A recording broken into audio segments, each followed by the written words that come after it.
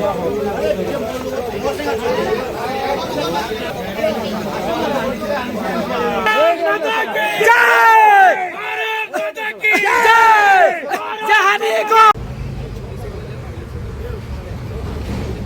আজি পাব্লিছ কৰিলে আমি ইমিডিয়েট তাৰ একশন লোৱাৰ কাৰণে আমি আগবাঢ়ি আহিলো। আজি চকুৰ আলি বুলি তেওঁ কৈছে, তেওঁৰ এড্ৰেছ কৈ আছিলে গোৱালপাৰা কোনোবা জাগাৰ এড্ৰেছ কৈছে।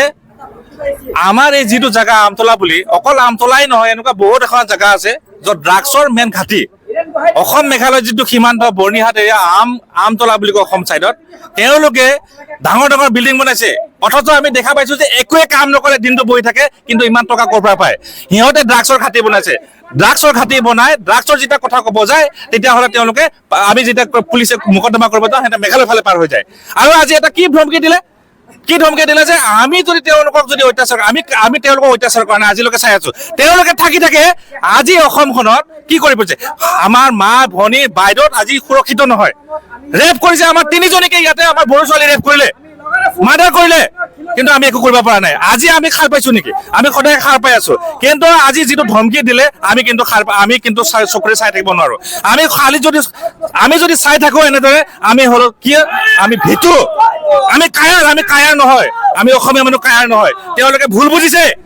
আজিৰ পৰা এইটো মেছেজ পাব লাগিব, যদি জেহাদী মেণ্টেলিটি লৈ পেলাই যদি অসমত চলিম বুলি ভাবিছে, তেতিয়াহ'লে আজিৰ পৰা আমি চলিব নিদিওঁ। আমি জাগিছো, আমাৰ অসমীয়া সমাজ জাগিছে। আমি হিমন্ত বিশ্ব শৰ্মা ডাঙৰীয়াক ধন্যবাদ জ্ঞাপন কৰিছো, যাতে তেওঁ এই যিবিলাক জেহাদী আমাৰ সোণাপুৰ অঞ্চলত আছে, গোটেই অসমত আছে, তেওঁলোকক ইমিডিয়েটলি এৰেষ্ট কৰা বাদ দিয়ক। ডাইৰেক্ট আইডেণ্টিফাই কৰি ডাইৰেক্ট তাক শ্বুট আউট কৰক, তেতিয়াহে অসমখন ঠাণ্ডা হ'ব। নহ'লে কিন্তু অসম ঠাণ্ডা নহয়, নহ'লে অসমখন ধ্বংস যোৱাটো সময় নালাগে। প্ৰতিখন জাগা য'ত নেকি তেওঁলোকৰ এৰিয়া, তাত তেওঁলোকে আমাক অত্যাচাৰ কৰিব, আমি যাব নোৱাৰো। আজি অসমত এনেকুৱা জাগা আছে য'ত গ'লে আপোনাৰ ভয় লাগে, তাতে কিজানি এনেকুৱা লাগে আপোনাৰ বাংলাদেশৰ পাছপৰ্ট লৈ গ'লেহে কিজানি আপুনি বাচিব। বাংলাদেশ হৈ গৈছে, বাংলাদেশে জেহাদী ইয়াতে নচলিব, আমি খুদাই এৰি নিদিওঁ। কিন্তু এনেকুৱা ধৰণৰ অপাৰেশ্যন আমি চলাই থাকিম। আমাৰ ডেকা ল'ৰা, ডেকা সমাজ, যুৱ সমাজ আজি জাগিছে। আমি কিন্তু আমাৰ মা ভনীক কেনেকৈ সুৰক্ষিত কৰিব লাগে আমি নিশ্চয় জানো।